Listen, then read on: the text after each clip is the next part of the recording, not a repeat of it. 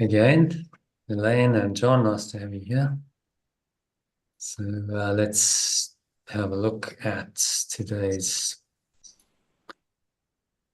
lesson. Start off with today's quote. Some teaching around that. I'm going to the lesson. It's lesson 360. So we nearly finished the workbook. Just one more lesson to go, which is repeated 5 times. We're going to do it 3 times, and then we're going to move to the next cycle, the Awesome Letting Go course. Okay, so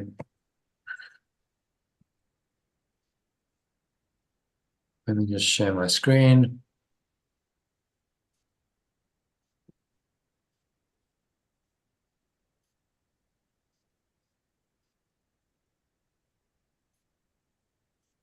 Okay, so if you can read that, John, for us, just yeah, quote. That's from section 7 of chapter 1 of the text called Distortions of Miracle Impulses. yeah.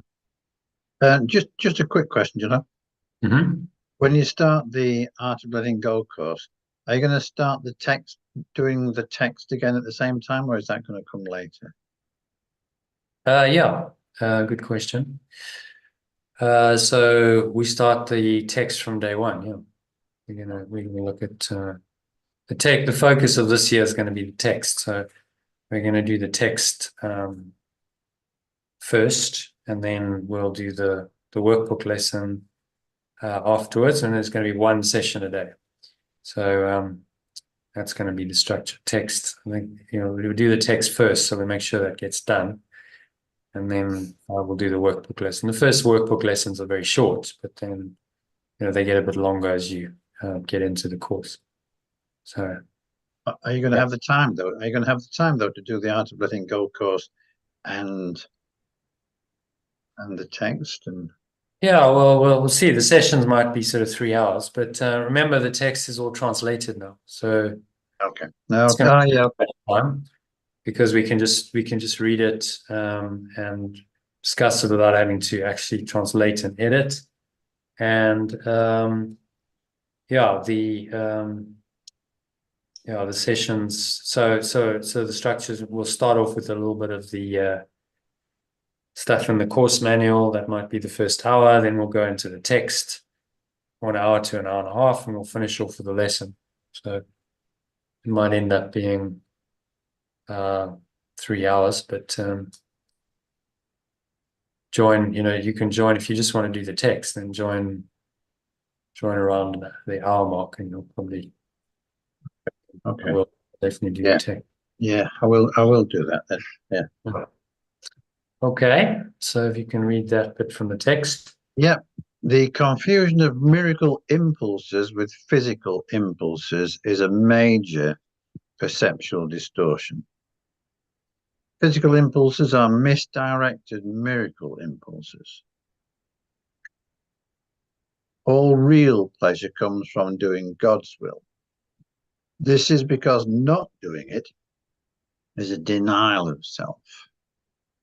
Denial of self results in illusions, while correction of the error brings release from it. Do not deceive yourself into believing that you can relate in peace to God or to your brothers with anything external. So in today's quote from the text, talks about the confusion of miracle impulses that connect you with your source, and physical impulses, such as the desire for physical pleasures and comforts like food and drink. Sex is a big one. Luxuries like jewelry, perfume, and ornaments to adorn your body, surround yourself with it, that really disconnect you from your source, if you're honest, and strengthen your separate self, that wants you to believe the body and the material world are your identity and ultimate reality. He's saying, this is the truth. On this point, modern scientific research supports what Yeshua and other spiritual teachers have been teaching for thousands of years. So the Grant study, which was done at Harvard University, it's still ongoing, to discover the answer to the question, what makes people consistently happy? Was the question. After 80 years of research costing over $20 million, it surveyed two groups of men that and their families over the period of 80 years, starting in 1944 with a group of Harvard graduates, but they also did a sort of much lower socioeconomic group concurrently. The conclusions were the same. There are two primary factors they found that lead to happiness and lasting life satisfaction. Number one, the warmth of relationships throughout life, in other words, love. And number two, interesting, is coping with challenges in a way that does not push love away. So enter, letting go. How do you cope with challenges in a way that doesn't push love away? You let go of your mental and emotional attachment to whatever it is that you're holding on to that pushes love away. And the psychiatrist who headed up the study summarized these conclusions quite powerfully in this pretty simple way. So Elaine, if you can read that quote.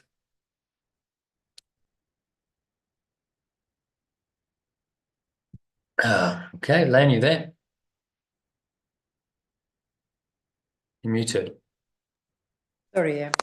The 75 years and $20 million expended on the grant study points to a straightforward 5-word conclusion.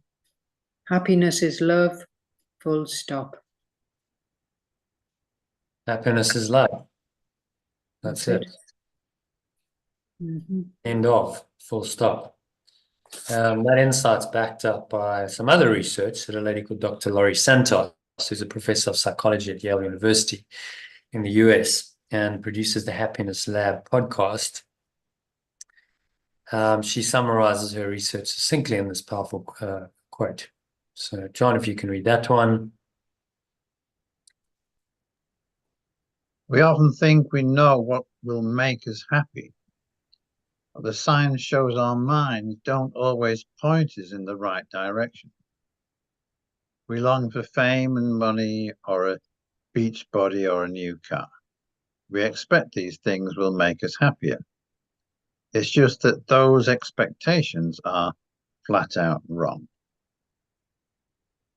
And that's what the research shows, which really backs up scientific research, aligns with the second noble truth stated by the Buddha 2,500 years ago, based only on his own observations of human life, that the desire, what he called tanha in his native tongue Pali, which literally means thirst, generally translated as craving, is the source of all suffering or dissatisfaction, which he called dukkha. So, these ancient teachings are backed up now by modern research. It's saying, actually what the Buddha understood has become immortalized in the Four Noble Truths of Buddhism. This is true, and modern research bears that out. But the ego, being the belief in separation, must separate its desires into parts, because that's what it does, it fragments. So there's 3 types of craving in Buddhist philosophy. There's kama-tanha, it's called, which is craving for sensual pleasures. In other words, physical sensations and the things and activities that stimulate them, such as food, sex, and intoxicating substances like alcohol and drugs, are common ones. Bhava-tanha, which is craving for being. So that's wanting to be something you're not already on the level of form, such as rich, famous, beautiful, successful. And there's a 39-minute talk by a lady called Marisa Peer, who was a hypnotherapist to celebrities like Princess Diana and Amy Winehouse and various other Hollywood A-list celebrities, because they were all messed up. They were all trying to find themselves in their careers and in their wealth and their fame. And then, when that doesn't work, they go to her. And all she teaches them is that they are enough as they are. She gets them to do an affirmation, I am enough, as many times a day as they can. And that works. So that Bhava-tanha clearly, celebrities demonstrate that clearly doesn't work. Did you watch Forrest Gump ever? I think you said you watched it. I don't know if you watched it. Do you remember his Forrest Gump's girlfriend? What was her name? I forget it anyway. Jenny. She was the one who'd had an abusive father. Oh yeah. No. And so there's a scene where she takes him into her, university room, and she's talking to him and saying, well, I want to be an actor. I want to be someone famous. I want to be, and Forrest Gump doesn't get it. He's just like, well, I just am what I am. I'm not trying to be anything that I'm not. And she's like, no, but trying to just be more than you are. She's trying to explain it to him. And actually what he's saying is the truth, and what she's saying is illusion. And then, as you see the story play out, he's spectacularly successful, just being present and just being what he is, authentic. And she's a mess because she's trying to, be something that she's not. And she's got all these, traumatic memories of her childhood, which won't go away. And the trying to be something that she's not, like a singer or a movie star, doesn't work to take away the pain. So she turns to drugs, as many of these celebrities do, because they try and just numb the pain. And Marisa Peer just gets them to focus on their core identity and say, well, who are you really? She's going to the very core of the issue, which is, I have to believe that I'm enough if I'm ever going to be happy. And it works extremely well because she's just cutting through all of the psychological BS that so many therapists talk, and just saying, well, let's get to the very core of it, which is who you believe you are. I think these examples from Marisa Peer could be better ones, though, John, because I think both Diana and Amy Whitehouse were hugely troubled souls that I'm not aware that they ever got over that. Diana, as we know, died tragically in a car accident, but there was some element of kind of suicide in that almost. And Amy Winehouse did commit suicide. But they're good examples in a way, because it just shows you how persistent the ego is. Even though these people had everything on the level of form, they still, were very troubled souls. They had fame, they had riches, extremely successful on one level, but really not happy people. So that's why I use them. That's the point. Even though they'd achieved worldly success, they couldn't get over the ego. There are others. Maybe I must look into a talk, but I didn't recognize any of the names she mentioned. In fact, I think she kept it confidential. I think the reason why she only used dead people is because then she wasn't breaching client confidentiality. That's probably the reason. So she never mentioned names of anyone else. So did she actually work with Princess Diana and Amy White? She did, yeah. She said she worked with her. I don't know how long. And Amy Winehouse, apparently she had 1 or 2 conversations with her on the phone, and she didn't show up to her appointment. So, it was very short. She didn't really get a chance to work very intensely with her, because she just wouldn't show up, because Amy Winehouse believed that she was hopeless. She just said, I'm hopeless. It's never going to come right. And eventually, if you have that mindset, she just killed herself, because, well, what's the point of continuing? She believed that she was fundamentally, flawed. As a lot of other, you look at, other good prominent examples would be Marilyn Monroe.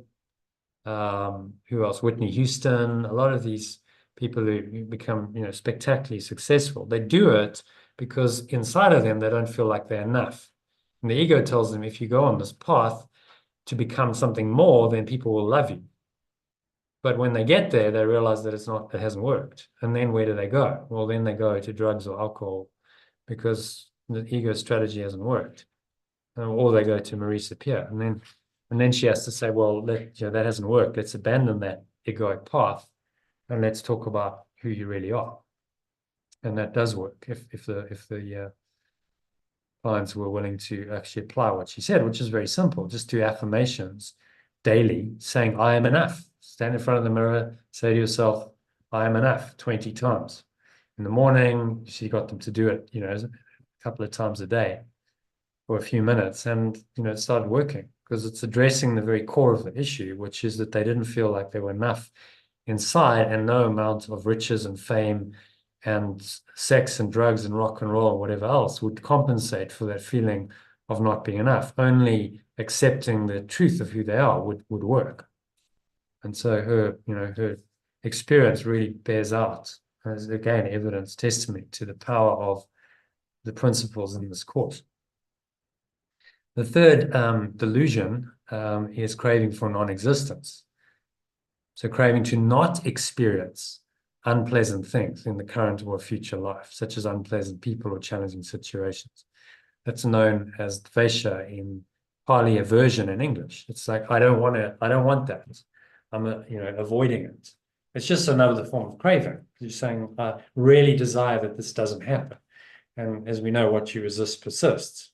So then the more you resist something, we probably all have this experience, you notice that it tends to show up more until you let go of your resistance. Have you noticed that, Christine? Definitely. Yeah, what you resist persists. Pain is Yeah. beyond possible. Yeah, great. Can you do that for me? Take the wheelie bin. Okay. Out on the pavement, my back is to you. Okay. What, tonight? Where's the wheelie bin? It's in the carport. Okay. Just on And just the put it right, out on the as you road, go because you've towards got the rubbish road. collection tomorrow. Yes, Okay. thank you. No problem. Okay, so the alternative to the ego's obsession was seeking for satisfaction in the external world it invented in these dysfunctional ways, craving for sensual pleasures, craving for being, craving for non-existence, is so seek and do not find, as Yeshua phrases it so well in Course in Miracles, is to connect with and accept that you are love itself. That's the simple answer, which is the eternal source of all happiness. If you really accept that you are love itself, this will make you indescribably happy when it's felt at its strongest intensity, which is sometimes called bliss or ecstasy. But even when you're busy thinking and doing, being connected to your source will create an underlying feeling of contentment and peace that can be called happiness or flow. And so that's kind of happiness in action. So you're doing all the mind training exercises and the daily lessons in the LG program, hopefully the upcoming course as well, to learn to be consistently happy in every situation you experience, or what Yeshua calls full transfer of training in the workbook. So this mind training will help you to be consistently happier, more flowing, and more loving in every aspect of your life. And that's really the whole point. I had a call with a masterclass with an atheist a few nights ago, and that's all I focused on. So, let's not talk about God, and let's just call it love. What you want is love. You want peace. You want joy. I said, yes. Well, that's what this course is about, really.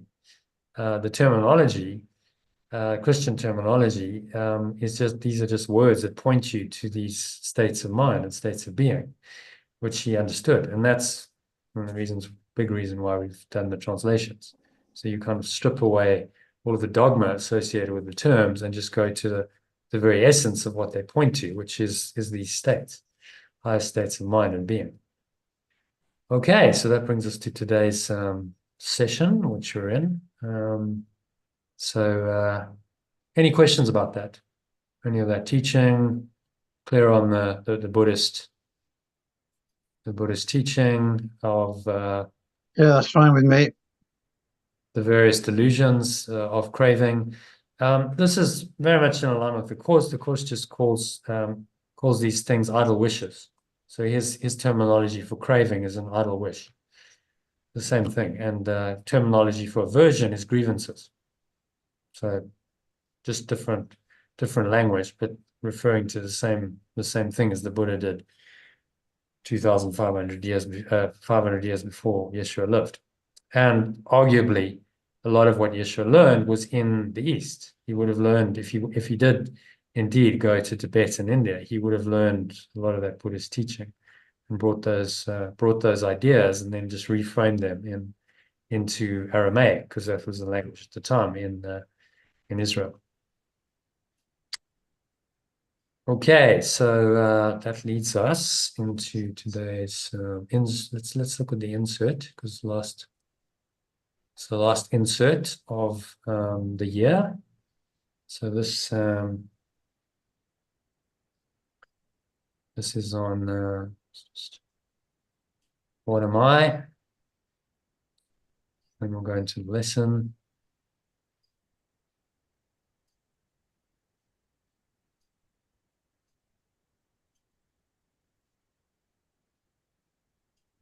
Okay, so what am I? If you can kick that off, John, read the first paragraph. There's a lovely prayer. Do you want both original and alternative? I think read the first, there's quite a lot to translate there. So I am God's son, complete and healed and whole, shining in the reflection of his love. I am perfect love's extension, complete and healed and whole, shining in the reflection of its love. In me is his creation, sanctified and guaranteed eternal life. Its extension is honored and guaranteed eternal life in me. In me is love perfected, fear impossible and joy established without opposite. In me, love is perfected, fear is impossible, and joy is established without opposite. I am the holy home of God himself. I am the innocent home of perfect love itself. I am the heaven where his love resides. I am the state of pure formless awareness in which its love resides. I am his holy sinlessness itself, for in my purity abides his own. I am its pure innocence itself, for in my purity lives its own. read that from the top in the alternative. I am perfect love's extension, complete and healed and whole, shining in the reflection of its love. Its extension is honored and guaranteed eternal life in me. In me, love is perfected, fear is impossible, and joy is established without opposite. I am the innocent home of perfect love itself. I am the state of pure formless awareness in which its love resides. I am its pure innocence itself, where in my purity lives its home. So thoughts on that? So this is an affirmation that we are deeply connected and with spirit. In fact, we are an extension, we are an expression of spirit, and as such, we are perfect, and we are an expression of love itself in our complete innocence. Lovely passage, really. And this, you noticed in this one, there's no negative. He's not using any of the stick lessons saying the ego is this and the ego is that, because it's like we're moving beyond that. He's taking us into a transcendent state here.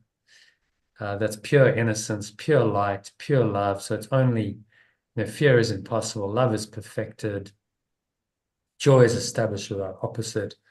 Yeah, he's pointing us into the absolute truth, which we look at.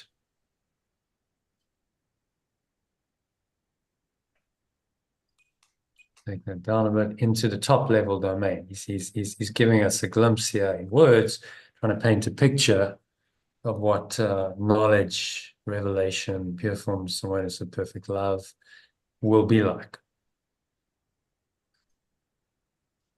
Connecting us to that which most of the courses focus more on just transcending the ego, going into the true self. But it's appropriate here because it's the last lesson, the last insert, and we're coming to the end of the workbook to point us to the absolute truth, which is what he does quite well in these words.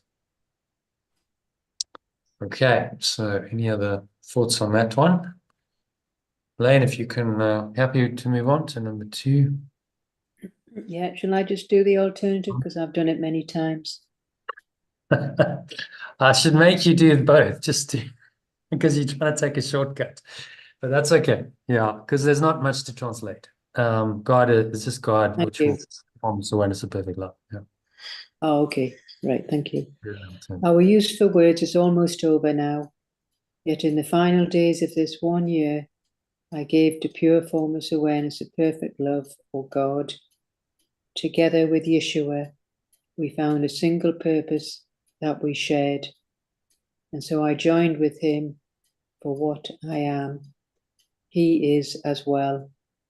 The truth of what we are is not for words to speak of or describe, yet we can realize our function here. And if we live by the words in us, words can speak of this and teach it too. So it's just saying that we're coming very close to the end now. So words are going to be almost over now. But the words that we do speak of will be teaching us towards this pure formless awareness of perfect love. So the only words we need are for this, not the separate self. Yeah.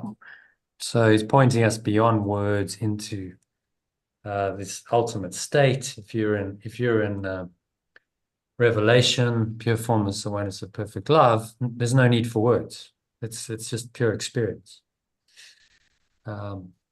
So the words just have directed us there. They've been useful, but they are like the steps on the ladder. Once you get to the top of the ladder, you don't need the steps, or signposts on the journey. You don't need the signposts when you get to the destination, do you? They're completely useless. So he's pointing us to the state when signposts, steps on the ladder are not necessary anymore, and getting us to actually detach from the words and just go into the pure experience of it. So it's an invitation at the end of the course to go deeper. Say, okay, well, now I've prepared you with all this teaching. We've used a lot of words. Go deeper into your own experience. And that's when you come to know the truth. You don't just believe the truth. You don't just study the truth. You know the truth. As I think Carl Jung said at the end of his life. I don't believe in God. I know God. I know the truth experientially in my own experience. But that knowing only comes with a lot of work, a lot of practice generally. So that's why the course is focused on the ladder to get there. You must start correcting your perceptions and identify more and more with the true self to come into that knowledge. It's not just gonna happen spontaneously. Occasionally, I won't say it is impossible. Someone like Ramana Maharshi, look at Eckhart Tolle, Byron Katie, there are examples of people who just kind of woke up. But in Eckhart Tolle's and Ramana Maharshi and Byron Katie's case, it was after a lot of suffering. They had to go through a lot of extreme pain and suffering to get there. Ramana was somewhat different. He just had one intense experience of fear around death, and he managed to look at it from the perspective of the true self or the Christ and just transcend it. But he probably had who knows how many lifetimes of advanced spiritual practice and training. Before that, he'd probably been some kind of guru or something. And so at 16, he just woke up. That was because of almost certainly because of previous lifetimes. Okay, so any other thoughts on the words? I think that's pretty clear, just pointing us to a transcendent state. Happy with that, Elaine, John? Yes, yes. Yeah. Okay, so number 3, John, can we I am the bringer of freedom. I accept my part in the awakening of the world, which is freed through our joint letting go. And being my gift, this is therefore given to me. I perceive everyone as a companion and every event and circumstance as beneficial and good. I do not seek a function that is past the beginning of the state of pure formless awareness. Knowledge will return when I have done my part. I am concerned only with giving welcome to the truth. Yeah, thoughts on that? Let's see. Well, it's alerting us to the fact that we are conveyors of truth, and as and guide and encouraging us to view our companions as perfect beings as we are, and it's not our job to figure things out. Knowledge will return. Everything will become obvious as we progress. We don't have to figure things out. And so major, I mean, I perceive everyone as a companion at every event and circumstance as beneficial and good. That in that statement, that's a major accomplishment, major turnaround in the ego's thought system. I was listening to podcasts from the Circle of Atonement the other day, and Emily Bennington saying, well, there's this line in the Course that says, everything is gently planned for your good. Everything that you've ever experienced is gently planned for your good. And she's like, wow, I have a real problem with that, because how can you say that some of the horrific things that happen to people in this world, sickness, disease, disaster, pain, suffering, death, accidents, trauma, financial disasters, and so on and so on and on it goes. How can you say that that's all good? Because on the level of form, it doesn't appear to be, but it requires a radical reinterpretation of those things, which is kind of the whole point. They are beneficial and good because they are helping you to let go of your ego and ultimately transcend the ego, free yourself. That's why they are beneficial and good. That's the only reason they're beneficial and good. In and of themselves, they're disasters, but you have to look beyond them to see that. And that's exactly what this letting go, radical letting go, forgiveness or letting go does. Knowledge will return when I've done my part. So he's saying, again, having given us a glimpse of the top level domain of knowledge, which he's just done, he's saying, okay, but you're still going to be in time and space. You're still going to have perceptions coming along. You're still going to have challenges. So focus on doing what you need to do. Apply this Course to whatever arises in your experience and apply this radical forgiveness or letting go. And that remains your task. And the knowledge will come when you've done your part, when you've corrected all of your delusions and you've really let go. Inevitably, knowledge will arise. Pure formless awareness will just become more and more your default state, because there's nothing else left. You've let go of everything else. So again, he's you see how he moves between the levels. He's paragraph 2, he's taken us into paragraph 1 and 2, taking us into level 1, and now he's taking us back down into the mezzanine level, I call it, of the true self, that is going to perceive the illusion correctly and do its part to ultimately allow pure formless awareness, perfect love to arise more and more in your awareness. Okay. Any other thoughts on number 3? No, that's good for me. That's fine. Okay. And before No. that, Yeah. Mine are the eyes through which my true self's vision sees a world freed from every thought of sin. Mine are the ears that hear the voice for perfect love proclaim the world as innocent. Ours are the minds that join together as we bless the world. And from the oneness that we have attained, we call to our companions, asking them to share our peace and confirm our joy. So it's just saying that our eyes and our ears are to see and hear the true self's vision and to be freed from sin, every thought of sin. And we call to our companions and ask them to share with us peace and joy. yeah, so again, you see what he does all the time. He brings in your companions. There's hardly a section or a passage in the Course where he doesn't do that. He brings in Okay, he's talked about your own experience, transcendent truth, what you need to do, but then he says, but you need to join with your companions and see that they are also this true self. Otherwise, you're not seeing truly. Your enlightenment is stillborn, because if you think it's only in yourself, then you're still in the idea of separation. You have to see that it's in everyone and everything, and extend that. He called to all our companions. He's asking us to extend this into the world and ask everyone to share our peace and confirm our joy. So this is, the holy relationship. This is how we interact with others in a state of connectedness, of oneness, a state of joining.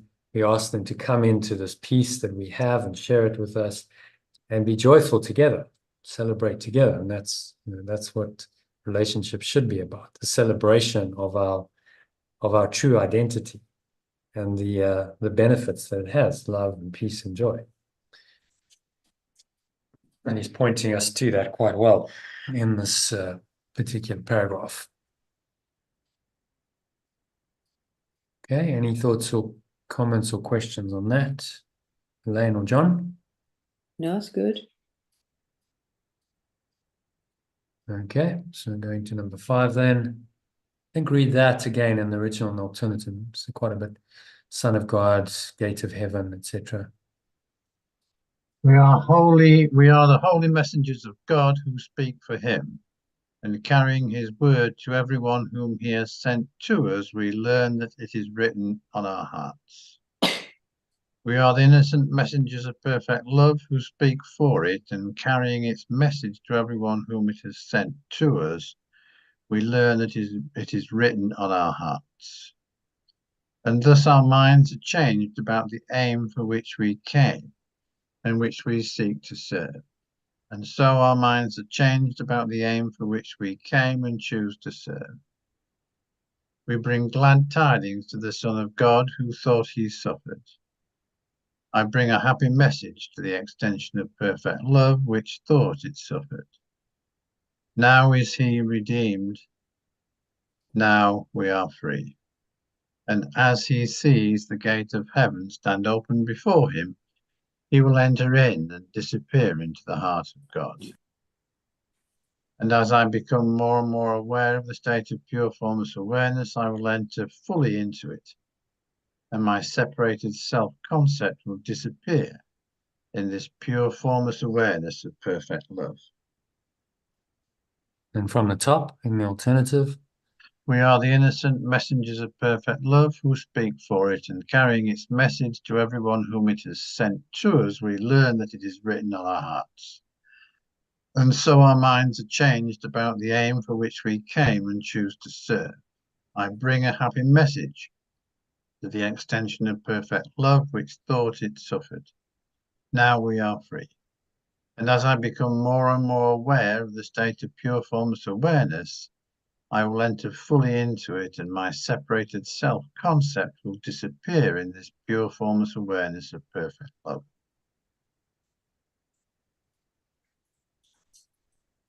Yeah. So it's just saying, is summarizing that as we progress and deepen our connection with spirit, the more we will demonstrate it to ourselves and those around us, and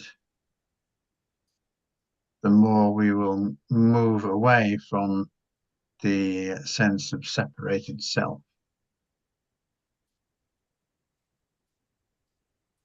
Yeah. The separated self-concept will disappear into pure formless awareness. That's what he's saying, which is obviously very terrifying for the separated self-concept, because it ceases to exist. So that's the resistance we all feel. I still want to exist as some kind of separate self, even though it drives me mad. And there's, so much pain and suffering that results in. We cling to it because the separate self doesn't know anything else. It's denied pure formless awareness and says, this is who you are. This is your reality. And there's nothing else. He's asking us to transcend that and go into just pure formless awareness of perfect love, in which there is no sense of any separation at all. That's why it's pure formless awareness and perfect love, or perfect oneness. You know, you could disappear in this perfect. Might be quite a nice. Instead of perfect love, we'll call it perfect oneness in that instance, because we're talking about separation, pointing us to that highest state in which our ego dissolves, the world disappears, and again, we're back in. If you look at the diagram, he's pointing us into the top level domain of pure formless awareness of perfect love that's completely transcendent of the ego. And the ego simply disappeared into that state. There's no sense of separate self remaining. That's the perfect at one-ment that he's talking about, that he's guiding us to in this course. And that's who we really are. Okay, so that's the last bit of the inserts, because we've just got one lesson an introduction and one lesson to go in the workbook, so nearly there. So any comments or questions on that? No, it's good. No. Elaine, happy to go to the lesson.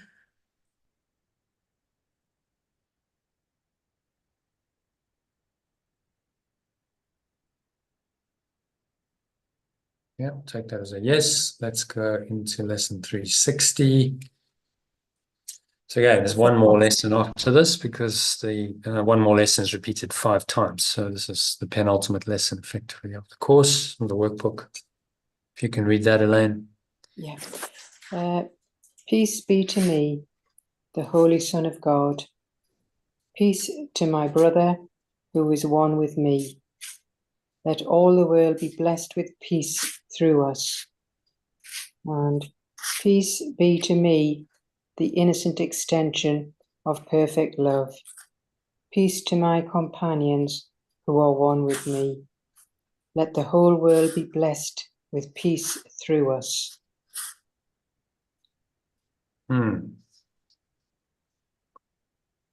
Thoughts on that, or feelings? Really, I mean, these words are just pointing us to the state they describe, aren't they?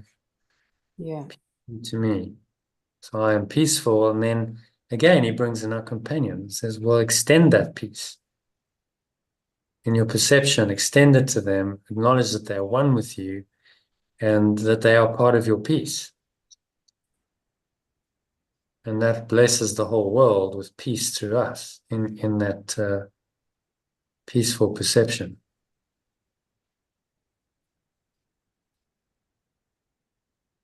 So always, it's yourself, but then he says extend it to your companions. And that is, I was saying actually in the Circle of One-ment, the thing that makes this course unique above everything else is the focus on peer relationships. That he always brings it back to, how do you perceive your companions? What is your relationship like with your companions? Because that is where the rubber meets the road of the course. You can't say that you're enlightened and peaceful if you have all kinds of issues and difficulties and negativity arising in your relationships, your companions. And you haven't then learned the lesson, have you? So it always comes down, that's the acid test. Can you apply this in your relationships with your companions? And if you can, then you've mastered the course. And if you still struggle, as most of us do, then it's a work in progress. You realize you've still got more work to do. Okay. So let's go to the just one paragraph, a prayer. John, if you can read that in the original and alternative, please. Father, it is your peace that I would give, receiving it of you. My source, it is your peace that I want to give, as I receive it from you. I am your son, forever just as you created me, for the great rays remain forever still and undisturbed within me.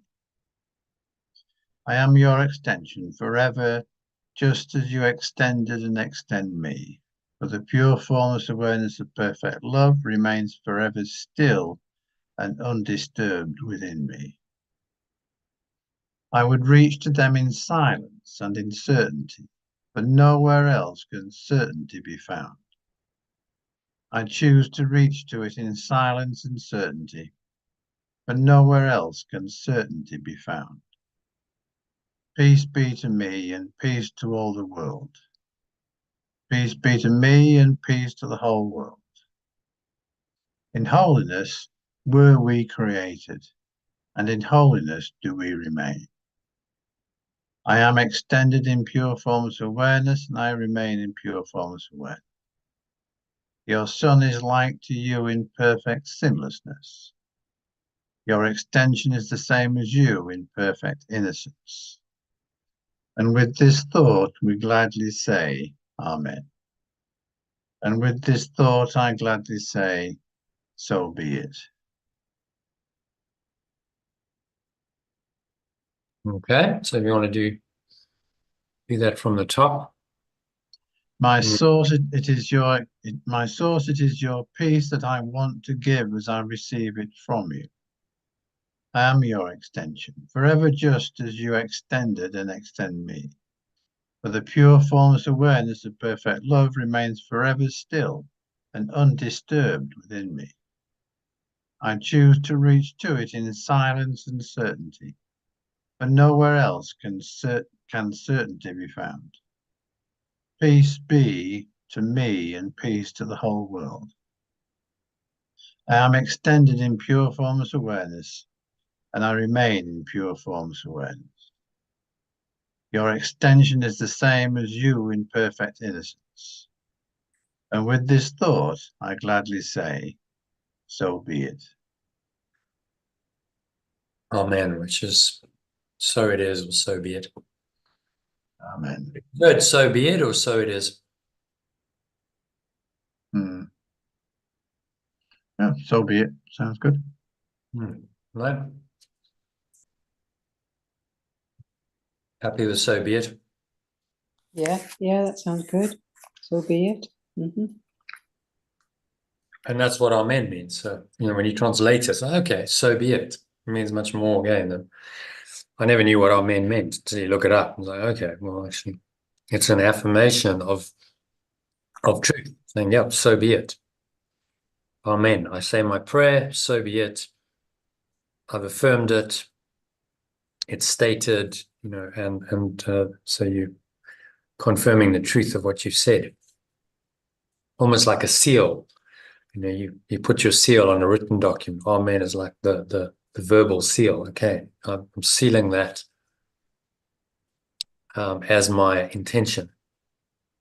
And so then the prayer becomes an affirmation of your intention to awaken to the truth, which is what these prayers are about. And this final part 2, and particularly as we're getting to the end now. Affirmations of my intention to awaken, really. Okay. So any thoughts on that, John? No, I think it's a nice one. It's a nice, lovely paragraph. It's very, very beautiful, pointing us into peace. Again, extending it to the whole world. He's saying, don't just keep it to yourself. Extend it in your perception of everyone and everything. And so you extend it to the whole world, and you bless the whole world with this. And that's all he's asking us to do. When people say, well, what does it mean to bless the whole world? Does he mean I've got to sort of create some massive ministry? Or no. What he means is you change your perception of everyone and everything to a peaceful one. And in that perception, you bless them. It's very simple.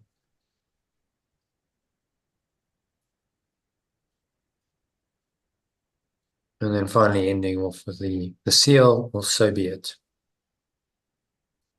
This is how it is. I accept that. And so in these prayers, it's an affirmation of our faith, that this is so. We're stating it in the affirmative. It is so. I am extended. So the more we say this, the more we'll come to believe it and ultimately go beyond belief to knowledge. So we know it's the truth rather than just believing it's the truth. Because belief still implies, well, maybe I've still got a bit of doubt, not quite sure. Knowing it is like, no, that is absolute. I absolutely know it, and there's no doubt anymore in my heart. And that's the difference between perception and knowledge. Perception still works in the domain of belief, and so there can be doubt. Whereas knowledge is absolutely certain, and there's no contradiction to it. So that means there's no doubt in knowledge, which is why Carl Jung said, I know, I don't just believe in God, I know God, because he'd attained a state of knowledge by the end of his life. Knowing the truth. I'm not sure it's God, maybe it's the truth. Do you believe the truth? No. It was either God or the truth. I'm not sure. Do you know, John? I think you might have quoted it to me. It's a bit unclear, actually. It is. I think it's more truth than God. Hmm. Do you believe the truth? No, I know the truth. Well, I mean, it's really the same thing. Whether you call God or call it God or the truth, they're just different words to describe the same thing. But I think the message is clear. You know, there's a level of knowledge, experiential understanding, you could call it, that you attain after a lifetime of study and practice, as he did, that goes beyond belief. It's no longer dogmatic belief. It's a knowledge that this is so, and that's really what distinguishes the mystic from an ordinary believer or even a theologian, because the mystic knows, and the theologian or philosopher has an intellectual knowledge, intellectual understanding, perhaps, but doesn't really know and still doubts. John, did you ever watch the first series of The Chosen? I did, actually. I'm not sure what I watched all of them, but I do remember watching. Yeah, I watched Watch the some. one with Nicodemus, when Nicodemus meets Yeshua. It was quite powerful. Yeah. So that was an example of someone who has the theoretical knowledge. He's the chief rabbi, and he's studied. Yeah, I think I do remember that one. Yeah. And yet Yes, I he's do remember that now. Yeah. desperate to Right, meet yeah. desperate to meet Yeshua. Yes. Yes. Because he recognizes that Yeshua has something that he doesn't have. He has an experiential knowledge of God, which he yearns for. And he's like, even though I'm the chief rabbi and I'm, twice your age, I want to know, what you have that I don't have. So Nicodemus yearns to have the experiential knowledge that Yeshua has. And that's why he, is desperate to meet him, because he knows how limited his book knowledge actually is, that he actually doesn't know God at all. And he's kind of a bit disillusioned with the whole thing, even though he's got the formal position and everyone's like, you're the chief rabbi, and you're the most knowledgeable person in the country.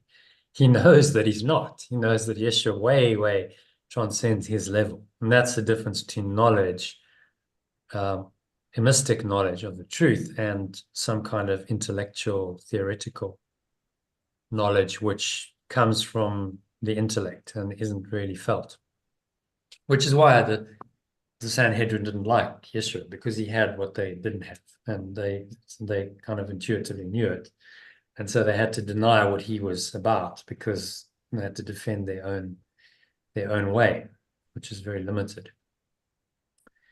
Okay, so yeah, any other thoughts on this one? Just another nice pointer to peace. This particular one focuses on the experience of peace and sharing that peace with the whole world. So I think let's run this to the end of the lesson, but instead of diving straight into the meditation, I want to take you into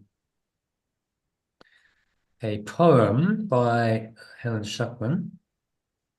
So I don't know if you know, but she wrote, Helen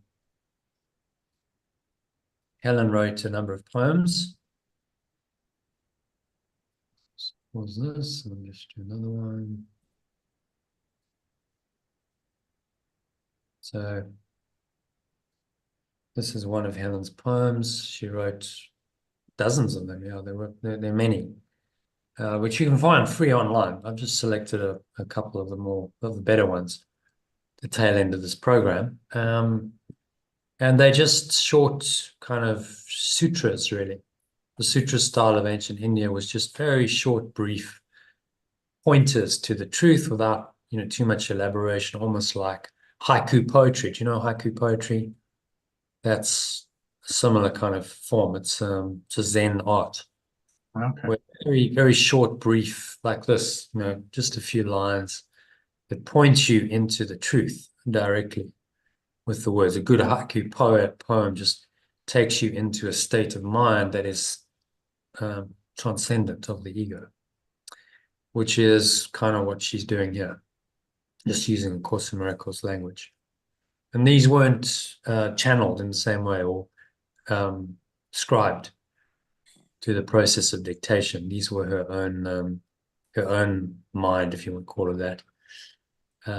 There's such a thing as an own mind, but she wasn't listening to Yeshua, so he didn't write them, she did. Okay, so this one is called the Song of Peace. Short poem, which is on the theme of peace, which is today's theme. So, John, if you can read that. Yeah. The melody of peace is always there. It neither dies nor wavers. It remains a calm, soft sound, more still than silence, and an ageless recollection in the minds that God created. Ceaselessly it sings to all the world that it remembers him.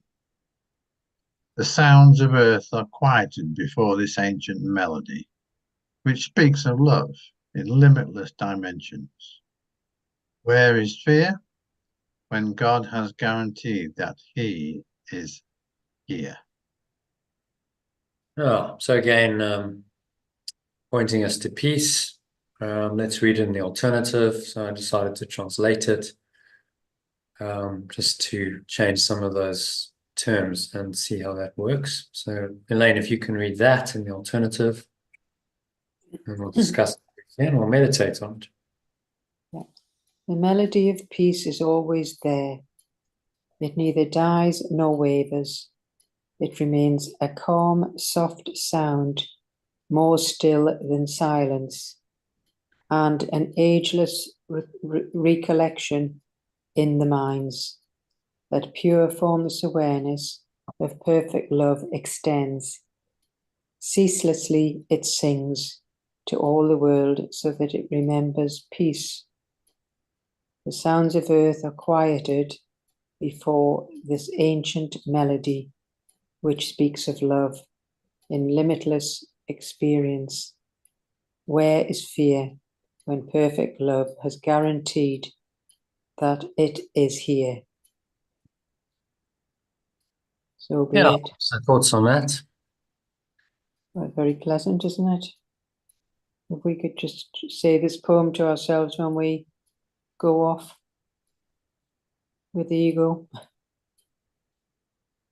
Yeah, the melody of peace, again, kind of tapping into the idea of the song, the song of prayer, the song of peace, that there's always this underlying peace that's available. It's accessible. It's always there. You can cover it over, but it never dies. It never really goes away. So fortunately, it means that whatever ego delusion you've gone into, you can always correct it and you can experience the melody of peace instead. Calm, soft sound, more still than silence, and an ageless recollection in the minds. Pure formless awareness of perfect love extends. So always been there, it's ageless, it's timeless. Ceaselessly it sings to all the worlds that remembers peace. So this voice for peace, the Holy Spirit, has been around since the dawn of time, since that mad moment of separation. This voice has been the counter to all of that, reminding every mind that's seemingly separated that actually this is still there and that it can choose peace. because it's still there. You can choose it if you want it. And that's, that's our salvation. That's our at-one-ment. We can actively choose it rather than the ego's insanity and all the dis-ease that it causes. Dis-ease, which manifests as physical disease, is the opposite of this melody of peace. So where is fear? Where is the disturbance of your peace when perfect love is guaranteed that this peace is here for all time and into eternity? How can you then not experience peace when this is the case? This is what the poem points us back to the simple truth.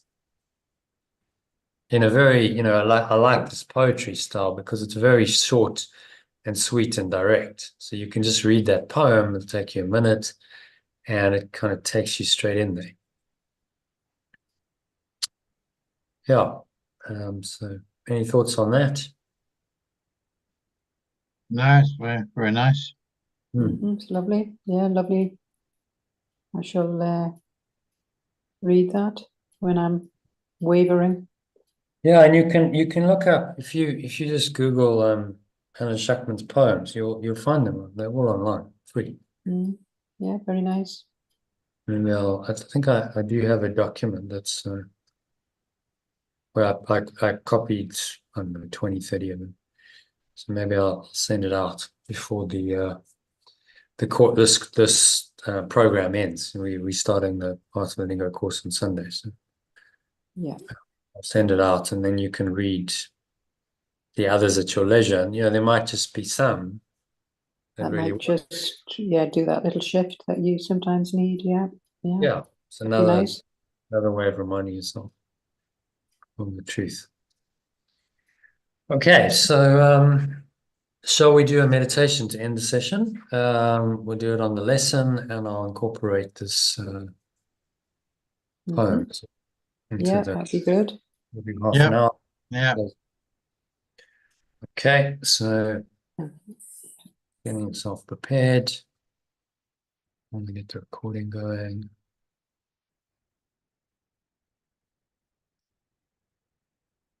Okay, so just making yourselves comfortable. Sitting in your favorite meditation posture, 2 feet shoulder width apart. Your back straight, you cup your hands in your lap, close your eyes. And start off by taking a nice deep breath in through the nose. So you're breathing in, noticing how the stomach rises and the chest rises. Subtle flow of air in through the nostrils. You pause at the top of the inhale. Clench the sphincter muscle. That's the muscle used to lock the energy in. Pull the energy up your spine to your heart center. Put one hand on your heart to connect with your heart space. Pull it up into the crown of your head. Pausing at the top of the inhale. Scan your mind. Notice any thoughts that are not peaceful. Any disturbance to your peace whatsoever. It might just be a bit of anxiety, some irritation, perhaps with someone, maybe some guilt, some feeling of sorrow, depression, whatever. Whatever it is, you notice it and you counter it with this lesson prayer, which says, peace be to me. So breathing in, breathe in this peace into every pore, every cell, every muscle of your body, every part of your mind, and every fiber of your being is infused with this peaceful awareness. You say, peace be to me, the innocent extension, perfect love. You feel that you are extended by perfect love. If you're extended by perfect love, you must be as your source is. You must be perfect love as well. Peace to my companions. You're one with me. Peace to my companions who are one with me. So you're blessing your companions, extending your peace out to them in this moment. And that's all that's required. Just change your perception, find peace in your own mind, and then extend that peace in your perception to others. That's all it means to bless the world with peace. Let the whole world be blessed with peace through us. So you bless the entire world when you are in peace.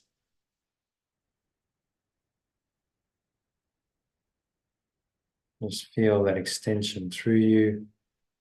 Maybe as you exhale, have a sense of blowing out any non-peace, any dis-ease. Just letting it go like a dark cloud or a black smoke leaving you. It's gone. All the lower stomach into the spine. Expel the last remaining air out. And just rest in this deep peace, stillness. Bottom of the exhale. There's nothing else. Just notice we let go of everything else. There's only peace. Deep, pure, formless awareness, perfect love, which inevitably leads to peace. And just experience it now. Anytime you can experience peace is in the now. Right now, not sometime in the past or the future. Peace will always be elusive if you're looking for it in the past or the future.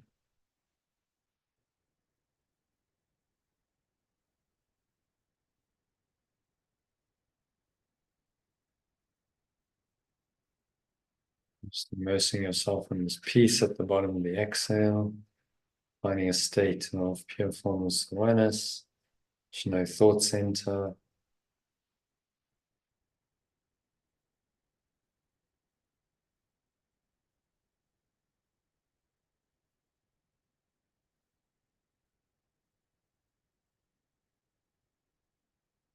So now you're going to breathe in. Last deep breath in. You're going to clench the sphincter muscle, lock the energy in. Feel like you're drawing energy up your spine, into your heart center, into the crown of your head. And I'm just going to listen to these words as I speak them. This is the prayer, first paragraph and prayer of the lesson. And then when I'm silent, you speak them, say them after me as affirmations of the truth as you exhale out through your nose. So breathing in, last deep breath in, feel the energy rising up your spine into your heart center, one end of your heart to connect with your heart space. So you listen to these profound words. My source, it is your peace that I want to give as I receive it from you. So exhale out through your nose. Repeat those words. My source, it is your peace that I want to give as I receive it from you. I am your extension. Breathing in again. I am your extension. Forever just as you extended and extend me.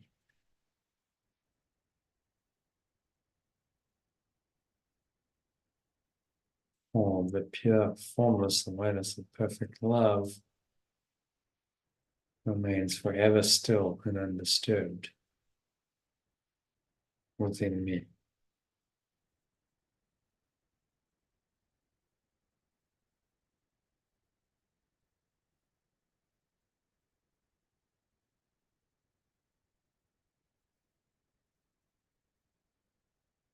So I'm your extension. Repeat that forever, just as you're extended and extended.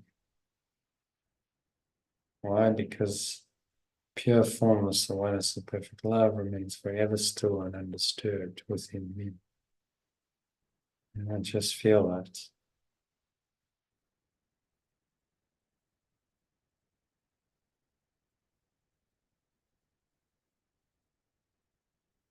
Breathing in again. I choose to reach to it in silence and certainty. And nowhere else can certainty be found.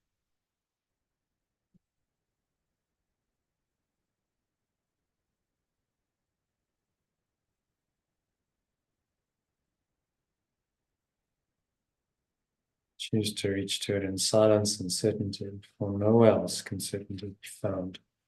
The categoric statement. There's no other place where certainty can be found. Certainty, faith, peace, love, joy, whatever you want to call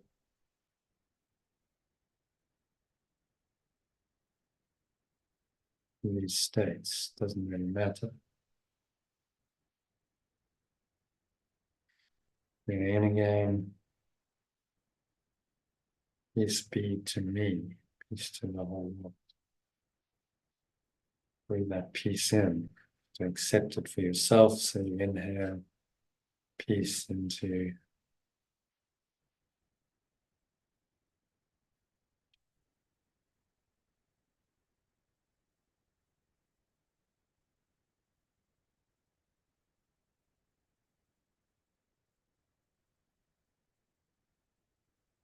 peace be to me and peace to the whole world.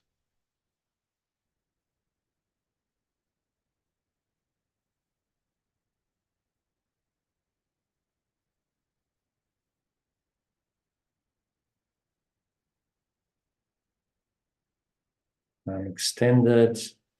So you breathe in. Feel that you are extended from pure formless awareness, and I remain in pure formless awareness. So just enter into this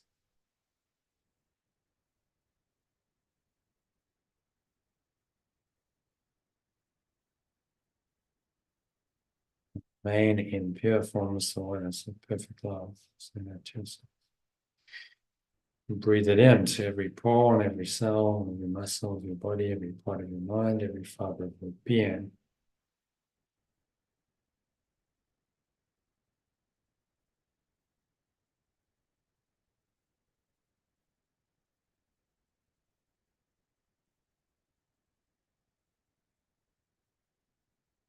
Your extension is the same as you in perfect innocence. So again, breathe in that perfect innocence. This is the same as perfect love. It's unconditional. Realize that this is you, absolutely you, and there's nothing else. That perfect innocence.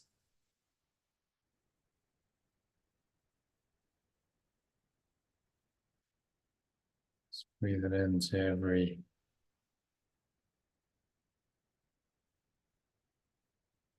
pore, every cell, every muscle, your body, every part of your mind, every fiber of your being is in perfect innocence.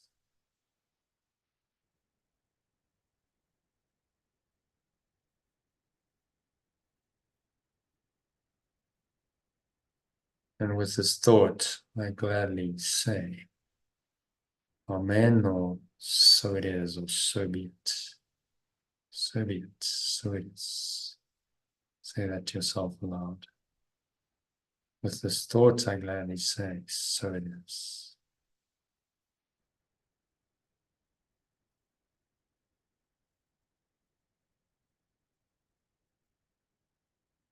With this thought, I gladly say, so be it. Say that, it's kind of sealing the deal, cementing your absolute faith in this very simple prayer. It only has power if you believe it. Belief leads inevitably to knowledge.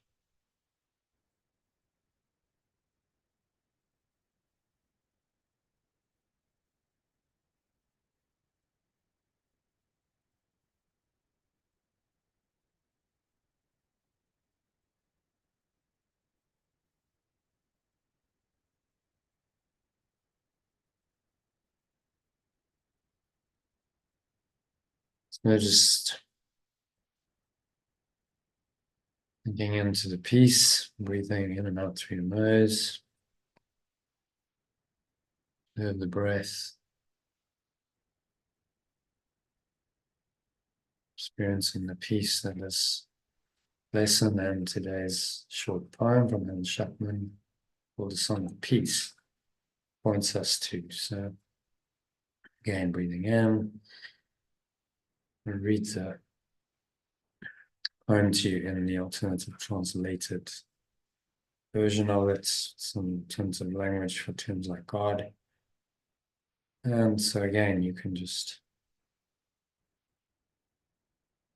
affirm what I say if you want to make this into an affirmation meditation, or just allow it, just absorb these words and let them take you into a deep peace. That's the point. To experience the peace they point to, and as indeed been a successful meditation. So breathing in,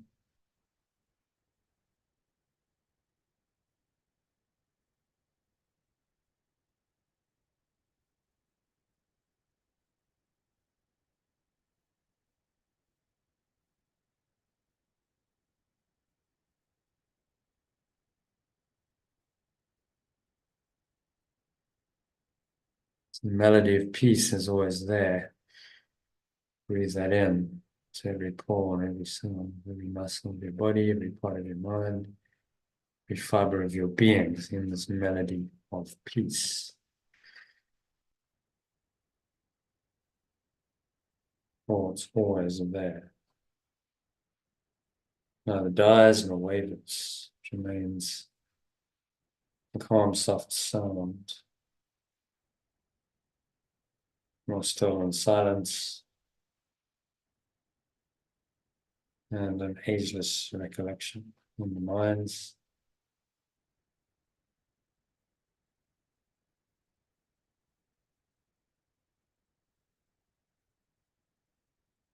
Neither dies nor wavers. So breathe in, that embrace that's accepted into the deepest part of your mind and being.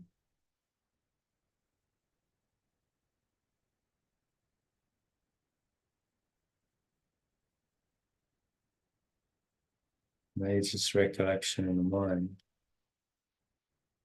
Pure form of soul as the perfect love extends.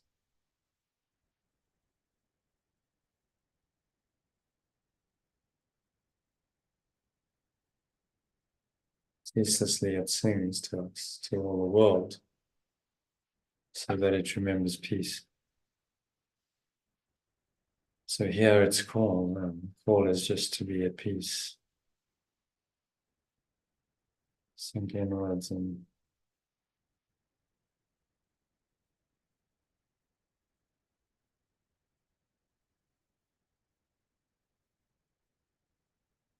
the sounds of earth are quieted. Or this ancient melody, which speaks of love and limitless dimensions or experience. So I translate it. So where is fear then? When perfect love is guaranteed that it, perfect love, pure forms the oneness of perfect love, is.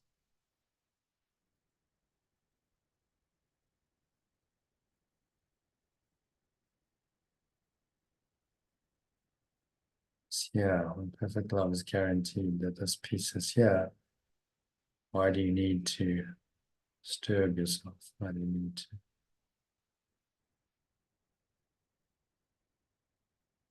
You're not at peace. There's no logical reason for it.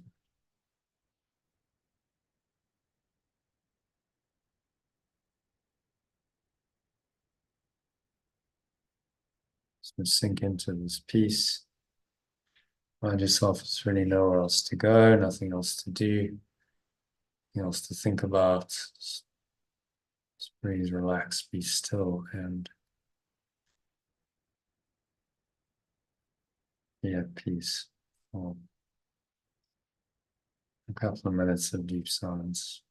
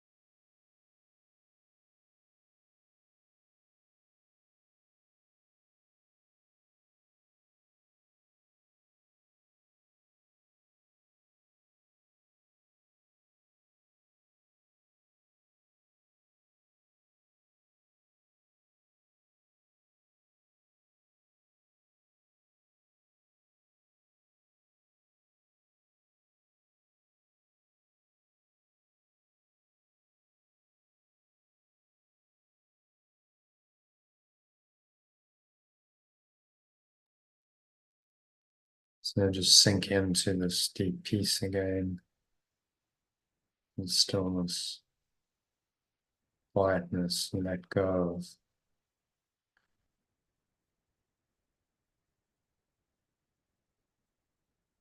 any disturbance. Find yourself the melody of peace is always there. So it neither dies nor wavers, it remains a calm, soft sound or still in silence. And an ageless recollection in the minds, the pure form of someone's perfect love extends. Ceaselessly it sings to all the world so that it remembers peace. Sounds of earth are quieted before the ancient melody which speaks of love and limitless experience. Where is fear or any negative thought or emotion? When perfect love is guaranteed that it is here.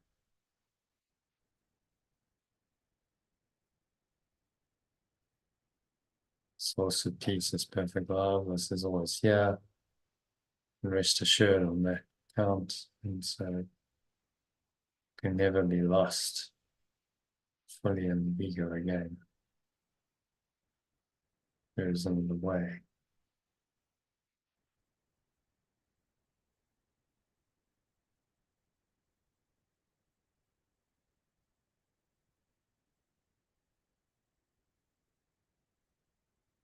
And just experience this peace.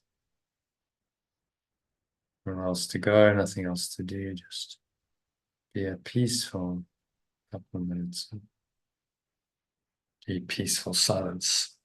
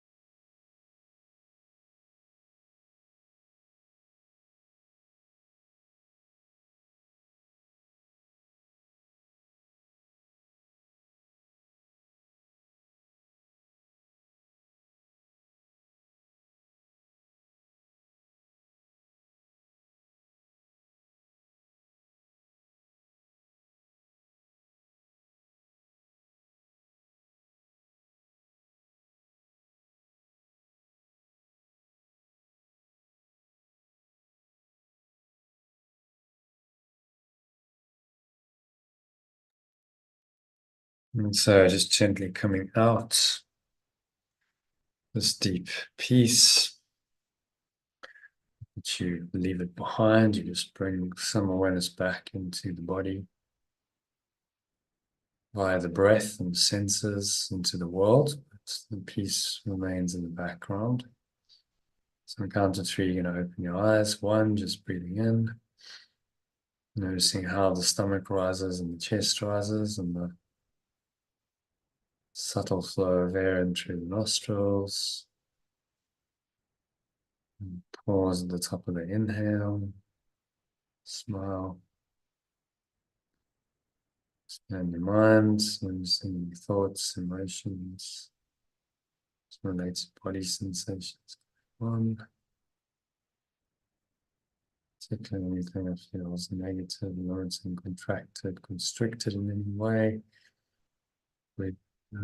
Remind yourself the melody of peace is always there. There is nothing else really. So you exhale and you blow it out and you let it go.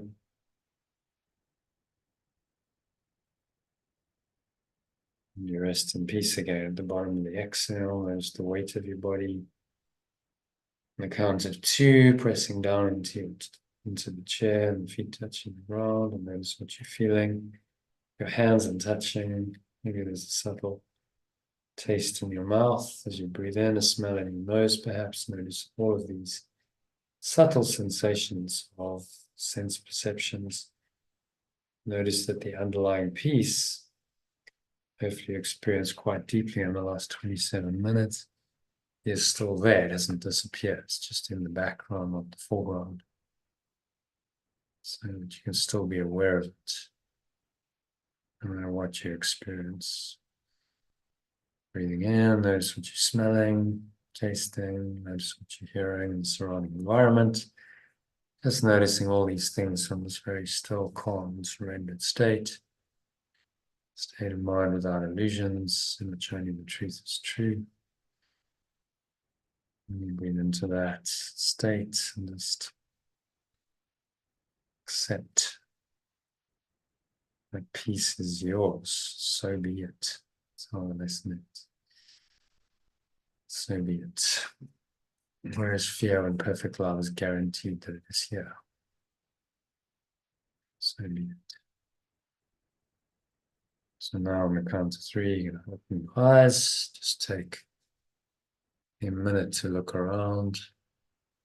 Just noticing all the objects in the room around you.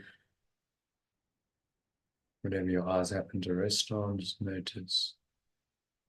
With detachments, there's no intent to name, judge, label, attach to any of it. You just observe and notice the peace that underlies it. You can close your eyes if you like. Experience that peace maybe more deeply when your eyes are closed, but try and maintain it when your eyes are open. So actually, there's no difference whether your eyes are closed or open. Do that for half a dozen objects, just a few seconds at a time for each one. Maybe the only object of the exercise is to notice this underlying peace. Is there, irrespective of whichever object you're looking at, whether your eyes are closed or open when you look at the object, it doesn't really matter.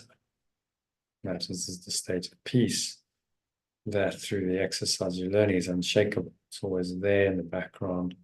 Just bringing it more into the foreground of your experience, so that this peace goes with you wherever you go, as the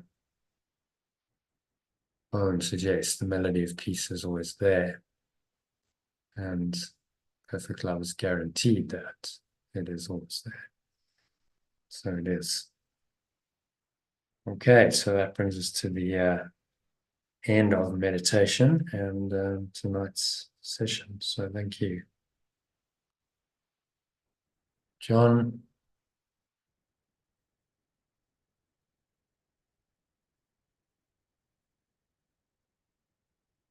That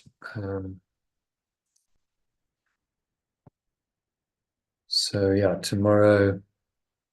John, are you there? Probably still in meditation. Okay, so we'll just call it a night there. Be doing a John, if you're there, we'll be doing a session tomorrow afternoon. We're catching an evening flight, so we're going to do no, actually, I'll advise you. I still need to book it, so I'll advise you to tomorrow. So just watch the Telegram and email. So I hope to see you tomorrow, and thanks for joining. Namaste. Thanks to Elaine as well for making the session possible. If you watch this on a live stream, and do join us for our next open session on Sunday. So start of the Art of Letting Go course. Hey, John. Yeah, thanks, Jono. Yeah, I might see you tomorrow. What can you make tomorrow afternoon or evening? What's your program like? I can't do the evening. And I am actually out from 11 till about 2 o'clock. Right. Okay.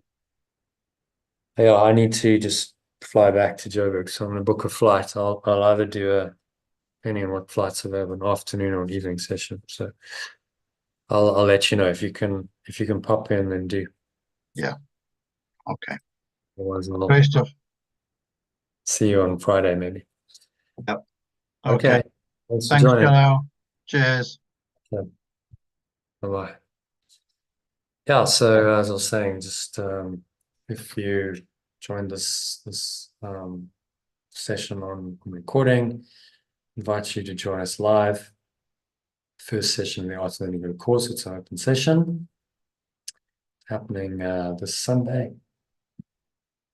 Just go to theaolg.com to book, and you'll be sent an email notification which has the details of the Zoom login. You can join us from 6 p.m. UK time. It's 8 p.m. South African time for the first session of our Letting Go course. And anyone who joins, I'm happy to give a 3-week free trial of the course. So you can join for the first 3 weeks absolutely free. No payments, just your own commitment to participate in the course as much as you can. And then after 3 weeks, see how it goes, and we'll talk. So go to theaolg.com. I'll put that URL below in the text box if you're watching this video on YouTube. You can also get some of the material I showed you at the beginning of this session, the daily quote and commentary on it, and a lesson from A Course in Miracles, and a meditation and or breath break, which can be as long as 20 minutes to half an hour to just a few minutes. You always get a breath break. So go to lifebuild.com. It's lifebuild.com to sign up to that. And finally, if you're not already a subscriber and you enjoyed this session, then subscribe to the channel to get more live sessions. I do 6 days a week, streamed to you, and you'll be notified by YouTube whenever I do go live and I post any videos. So hit the subscribe button, and I hope catch you on the inside soon in one of these live sessions. Just go to theaolg.com to book for the next open session, the masterclass on Sunday evening, UK, and 6 p.m. UK time, 8 p.m. South African time. Okay, that's it for me. It's a wrap for tonight. So thank you for joining, Elaine and John. Thanks for listening, and I hope to see you soon. Peace.